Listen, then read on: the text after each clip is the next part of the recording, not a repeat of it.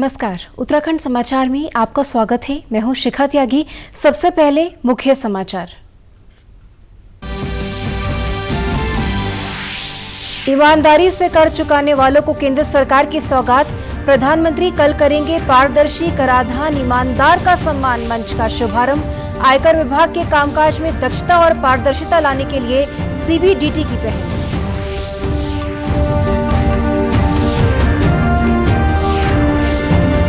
हाथी दिवस के अवसर पर हाथियों के संरक्षण और संवर्धन पर दिया जा रहा जोर। हरिद्वार के राजाजी नेशनल पार्क में हाथी कॉरिडोर के काम ने पकड़ी रफ्तार।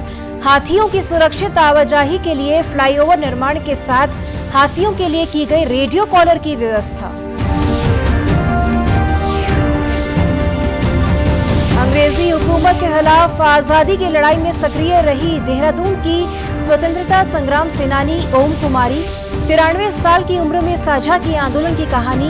कहा, महज 15 साल की उम्र में अंग्रेजों के खिलाफ बोला था हल्ला। और उत्तराखंड में एक बार फिर भारी बारिश का रेड अलर्ट। अगले 48 घंटों में प्रदेश में कई हिस्सों में हो सकती है भारी से बहुत भारी बारिश।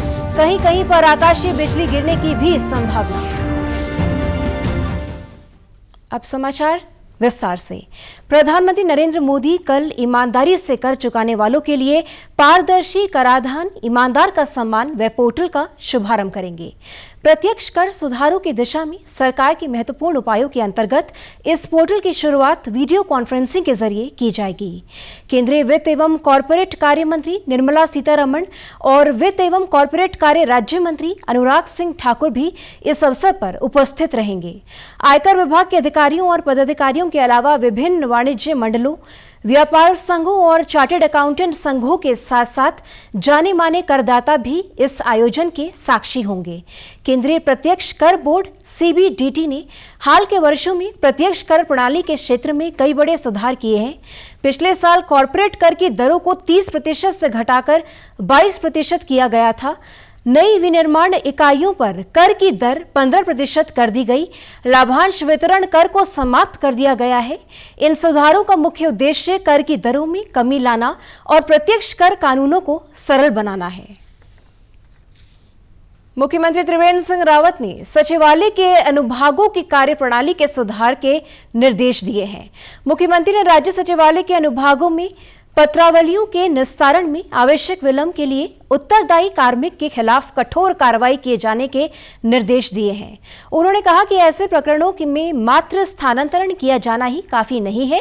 सचिवालय में पत्रावलियों का निस्तारण समयबद्धता के साथ हो, इसके लिए उन्होंने लोक निर्माण, सिंचाई, आवास, खनन, आबकारी और पेयजल अनुभागों में निर्धारित अवधि से अधिक समय तक कार्यरत कार्मिकों को 1 सप्ताह के अंदर स्थानांतरित करने के निर्देश भी दिए। मुख्यमंत्री ने ई फाइलिंग को सीएम डैशबोर्ड से लिंक किए जाने, लंबित प्रकरणों का निर्धारित समय सीमा के अंदर निस्तारण करने के निर्देश देते हुए एक लक्ष्य लेकर पहले लोक निर्माण विभाग, सिंचाई, ऊर्जा, कार्मिक और गृह विभाग की ई फाइलिंग तैयार करने को कहा है। कार्मिकों का वार्षिक मूल्यांकन जरूरी किए जाने और बेहतर कार्य करने वाले कार्मिकों को पुरस्कृत किए जाने की व्यवस्था करने के भी मुख्यमंत्री ने निर्देश दिए। मुख्य सचिव ओम प्रकाश की अध्यक्षता में जीएसडीपी का 2% अतिरिक्त ऋण सुविधा प्राप्त किए जाने के संबंध में बैठक आयोजित की गई। बैठक में बताया गया कि केंद्रीय वित्त मंत्रालय द्वारा निर्धारित 4 क्षेत्रों में सुधार करने पर सुविधा प्राप्त की जा सकती है। इसके लिए राज्य को ईज ऑफ डूइंग बिजनेस के अंतर्गत जिला स्तर के business reform, one nation one ration card, शहरी निकायों के सुदृढ़ीकरण में संबंधित रिफॉर्म्स के साथ ही पावर सेक्टर से संबंधित रिफॉर्म्स किए जाने होंगे। ये रिफॉर्म्स दिसंबर 2020 तक किए जाने होंगे। इनके आधार पर ही राज्य को जीएसडीपी के 2% अतिरिक्त ऋण लिए जाने की सुविधा का लाभ मिल सकेगा, जो लगभग 4600 करोड़ अनुमानित है। मुख्य सचिव ने अधिकारियों को निर्देश दिए कि सभी अपने विभागों से संबंधित रिफॉर्म को निर्धारित समय में पूरा करने के लिए ठोस एक्शन प्लान बनाएं और एक्शन प्लान के अनुसार प्रगति की निरंतर समीक्षा करें। हाथियों के संरक्षण और संवर्धन को ध्यान में रखते हुए हरिद्वार के राजाजी नेशनल पार्क में हाथी कॉरिडोर को पुनर्जीवित करने का काम किया जा रहा है। विश्व हाथी दिवस के अवसर पर वन्य अधिकारियों ने बताया कि मोतीचूर में निर्माणाधीन फ्लाईओवर के बनने के बाद वाहनों का आगमन फ्लाईओवर के ऊपर से होगा ताकि हाथी नीचे से निर्बाध घूम सकेंगे। जो हाथी जो इधर आबादी क्षेत्र में जा रहे हैं या इधर उधर से जा रहे हैं डिस्टर्ब नहीं होंगे। रात में ट्रैफिक भी जो है फ्लाईओवर से निकलेगा तो उनको डिस्टर्ब नहीं होगा, वो आराम से फ्लाईओवर के नीचे से जा सकते हैं। इससे कन्फ्लिक्ट बहुत कम हो जाएगा। वन्य जीव प्रतिपालक कोमल सिंह ने बताया कि मोतीचूर से चीला रेंज को जोड़ने वाले महत्वपूर्ण कॉरिडोर को बाधा मुक्त बनाने के लिए रायवाला के पास खांडवा गांव को खाली कराकर 31 परिवारों का पुनर्वास कर दिया गया है। साथ ही नजदीकी मिलिट्री के डंपिंग यार्ड को भी हटाने पर सहमति बन गई है।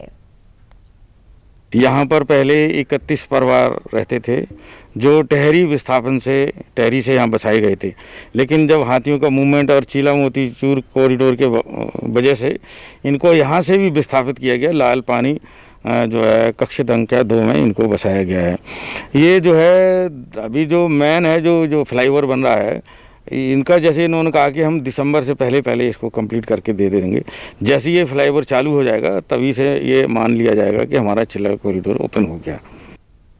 इसके अलावा सरकार और वन विभाग की पहल के तहत जंगल से सटे संवेदनशील क्षेत्रों में हाथियों की पहचान कर उन्हें रेडियो कॉलर लगाने का काम भी शुरू कर दिया गया है।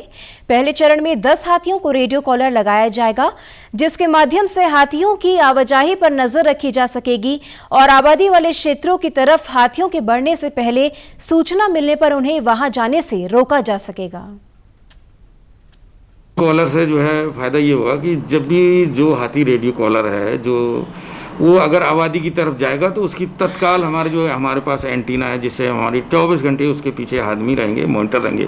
दूसरा उनका सैटेलाइट से भी संपर्क रहेगा। जैसे ही सैटेलाइट से बताएगा कि हाथी जंगल से आबादी की तरफ जा रहा है तो उसकी लोकेशन तुरंत मिल जाएगी, तो उस पर तुरंत कार्रवाई हो जाएगी। इसीलिए रेडियो कॉलर किए जा रहे हैं कि एडवांस सिस्टम है और ताकि हमको एडवांस पता चल जाए कि हाथी का मूवमेंट किस साइड में हो रहा है। आपको बता दें कि हरिद्वार में चीला रेंज में सबसे ज्यादा हाथी प्रवास करते हैं। हाथी कॉरिडोर के बनने के बाद राजाजी रिजर्व पार्क का पूर्वी और पश्चिमी भाग आपस में हाथियों की आवाजाही की दृष्टि से जुड़ जाएगा। इससे हाथियों का स्वतंत्र रूप से आवागमन हो सकेगा। साथ ही मानव और हाथियों के बीच देखे जाने वाले संघर्ष पर भी काफी हद तक विराम लग सकेगा। अंग्रेजी हुकूमत के खिलाफ आजादी की लड़ाई में अपनी सक्रिय भूमिका निभाने वाली देहरादून की स्वतंत्रता संग्राम सेनानी ओम कुमारी आज 93 साल की हो चुकी हैं। उम्र के इस पड़ाव में भी उनके जहन में आजादी की कई यादें ताजा हैं। आजादी के इस योद्धा ने बताया कि कैसे महज 15 साल की उम्र में वो अपनी सहेलियों के साथ आजादी की जंग में कूद पड़ी थी। अंग्रेजों की मीटिंग से लेकर सिपाहियों की बैठकों से जुड़ी जानकारी वो खुद पता लगाकर दूसरे स्वतंत्रता सेनानियों तक पहुंचाया करती थी। अपनी कुछ सहेलियों और क्लास टीचर के साथ मिलकर वे अंग्रेजों का विरोध किया करती थी। जब उनको अंग्रेजों ने जेल में डाला तो वहां भी उन्होंने आजादी के गानों और नारों से अपना विरोध जारी रखा। ओम कुमारी जी का कहना है कि आज आजादी से पहले देखा गया उनका सपना साकार होता नजर आ रहा है। देश गरीबी, भुखमरी, बेरोजगारी जैसी समस्याओं से पूरी तरह मुक्त हो और सभी को स्वास्थ्य सुविधाएं मिल सके, उनकी ये कामना आज पूर्ण होती नजर आ रही है। वो अंग्रेज उनके काउंसिल में थे, उनको काम नहीं करने दिए। काम छोड़ो, हम इंडियंस करेंगे और कोऑपरेशन नहीं करेंगे। बस काफ़ी लड़के थे, 8-10 लड़की, एक टीचर थी मिस लक्ष्मीपति, वो हमारे स्कूल में टीचर थी, वो भी थी साथ में। आदत वही से यही होता था कि सीआईडी बैठी रहती थी, हम लोग इधर से उधर मैसेजेस पहुंचाते थे और मीटिंग्स होती थी बस। स्वतंत्रता सेनानी ओम कुमारी की बेटी उषा गौड़ को मां की उपलब्धियों पर गर्व है। उनका कहना है कि मां ने कभी नहीं जताया कि उन्होंने स्वतंत्रता की लड़ाई लड़ी है, बल्कि दूसरों ने आकर उनकी बहादुरी और देश की आज़ादी से जुड़े उनके किस्से साझा किए। उषा गौड़ का कहना है कि मां से उन्हें अनुशासन में रहना और विपरीत परिस्थितियों से कैसे लड़ा जाए, ये सीखने को मिला है।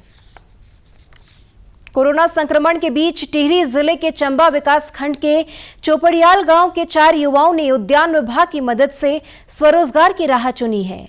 गांव में सब्जी का बाजार न होने के कारण इन युवकों ने किसानों से सब्जी खरीदकर शहर के डाइजर में विभागीय मदद से स्थापित स्टॉल में सब्जी बेचने की शुरुआत की है।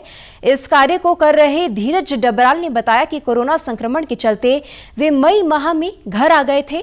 नौकरी न होने के कारण वे बेरोजगार थे। ऐसे में गांव के 3 अन्य युवाओं के साथ मिलकर उन्होंने किसानों के उत्पाद को बाजार उपलब्ध कराया। उन्होंने हमें यहाँ पे एक स्टॉल लगाने की जगह दी है, जिसके करके हमें यहाँ पे लगभग पिछले 1 से 1.5 घंटे में हमने 4 से 5 हज़ार की सब्जी यहाँ पे बेच दी है। तो इससे काफ़ी हमें मदद मिली है। अभी हम फिलहाल इसमें 4 लड़के जुड़े हुए हैं। युवाओं के इस प्रयास से जहां किसानों को सीधा लाभ मिल रहा है, वहीं उन्हें अच्छी आमदनी भी हो रही है। चारों युवाओं की इस पहल को प्रोत्साहित करते हुए जिलाधिकारी मंगेश घिल्डियाल ने जिला प्रशासन की तरफ से हर संभव मदद का भरोसा भी दिया है। सबसे अच्छी बात है, देखिए सबसे अच्छी बात है कि जो यहाँ पर सब्जी के लिए ये ऑर्गेनिक सब्जी हमारे डिस्ट्रिक्ट की सब्जी है और आसपास के गांव में जो भी आजकल सब्जी के क्षेत्र में प्रोडक्शन हो रहा है उसको यहाँ पर ये ला रहे हैं उद्यान विभाग की मदद से। तो मुझे लगता है बहुत अच्छा इनिशिएटिव है। और सबसे अच्छी बात है कि जो लोग कर रहे हैं ये सभी बाहर नौकरी करते थे और वहाँ से नौकरी छोड़ करके आए हैं और इस काम को कर रहे हैं। तो मुझे लगता है कि डिस्ट्रिक्ट की तरफ से भी सभी हमने अधिकारियों को भी निर्देशित करेंगे, इवन पब्लिक में भी इसका प्रचार प्रसार होगा कि यहाँ पर ताज़ी सब्जियाँ हैं, हमारे अपने डिस्ट्रिक्ट की सब्जियाँ हैं। तो निश्चित रूप से ये बहुत अच्छा इनिशिएटिव है और लोग भी अगर इसके लिए आते हैं आगे तो उनको भी सपोर्ट किया जाएगा। जिला उद्यान अधिकारी डॉक्टर DK तिवारी का कहना है कि इस तरह रोजगार सृजन से किसानों को फायदा और बेरोजगारों को रोजगार मिलने के साथ ही मंडी को बिचौलियों से भी निजात मिलेगी। साथ ही उपभोक्ताओं को सस्ते दाम पर सब्जी उपलब्ध होगी। अभी जो हमारी सब्जियां उत्पादित होती हैं जो मंडी में जाती हैं तो उनको आधा दाम केवल मिलता है, जिसमें बिचौलियों का ज़्यादा प्रतिशत रहता है। किसान को मूल रूप में बहुत कम फायदा होता है। तो इसमें 2 चीज़ें हैं, एक तो किसान को जितना मिलता था उसे 1.5 गुना मिलेगा, बीच में जो पैसा बिचौलियों को मिलता था वो हमारे प्रवासी भाइयों को मिलेगा, जिसके लिए उनका एक रोजगार सृजन होगा, उनको भी आमदनी होगी। तीसरा फायदा ये है कि ग्राहकों को ये फायदा है कि बाजार से उनको 5 रुपये 10 रुपये किलो सस्ता मिल रहा है। साथ ही साथ उनको जैविक और ताज़ी सब्जियां मिल रही हैं जिसको खाने से उनका स्वास्थ्य अच्छा रहेगा। तो इस प्रयोग से 3-4 तरह से लोगों को फायदा हो रहा है। उत्तराखंड में एक बार फिर भारी बारिश की संभावना है। मौसम विभाग के अनुसार प्रदेश में अगले 48 घंटों में भारी से अत्यधिक भारी बारिश हो सकती है। प्रदेश के पिथौरागढ़, बागेश्वर, चमोली, नैनीताल, उधम सिंह नगर, पौड़ी, टिहरी, देहरादून और हरिद्वार जिलों में भारी से बहुत भारी बारिश की संभावना जताई गई है। मौसम विभाग के अनुसार प्रदेश में कहीं कहीं आकाशीय बिजली गिरने की भी संभावना है। इसके साथ ही मौसम विभाग ने सभी से अपील की है कि बहुत जरूरी होने पर ही प्रदेश में आवाजाही करें। बारिश के कारण कई जगहों पर सड़कें टूटने, नदियों के पुष्ते ढहने और नदियों में पानी के बढ़ने से दिक्कत आ सकती है। तो मैं ये कहूँगा कि 13 और 14 अगस्त को अगर ज़रूरी ना हो तो लोग थोड़ा मूवमेंट जो है बहुत कम रखें, रेस्ट्रिक्टेड रखें, क्योंकि कहीं ना कहीं जो है दिक्कतें वो बढ़ेंगी। साथ में जो लैंडस्लाइड है उसकी वजह से भी जो ऐसी जगह वनरेबल जगह हैं वहाँ तो ज़्यादा रहेंगी, ये चीज़ें देखने को मिलेंगी। और साथ में जो विलेजेज भी ऐसी जगहों पे हैं जहाँ की इस तरह की दिक्कतें हो सकती है, तो उनको अलर्ट रहना चाहिए, क्योंकि 13 और 14 को अच्छी बारिश फिर से प्रदेश में है और हैवी से वेरी हैवी रेन्स भी जो है देखने को मिलेगी। रुद्रप्रयाग में आज रुद्रप्रयाग तिलवाड़ा के बीच भटवाड़ी सैंड में एक वाहन अनियंत्रित होकर मंदाकिनी नदी में गिर गया।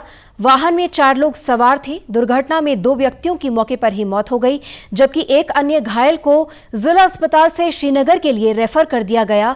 वहीं एक अन्य व्यक्ति लापता है। समाचार दिए जाने तक रेस्क्यू जारी था। बताया जा रहा है कि सभी लोग नारी गांव के रहने वाले थे और अपने गांव जा रहे थे।